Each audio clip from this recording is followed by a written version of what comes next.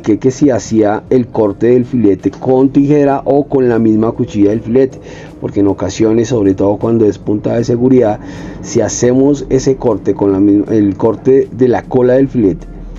con la misma cuchilla del filete, es muy posible que al iniciar la costura se nos pegue. Es recomendable que cuando se maneje la punta de seguridad se corte o bien sea con el pulidor o con tijera o con la cuchilla que tiene como aditamento en la parte de atrás.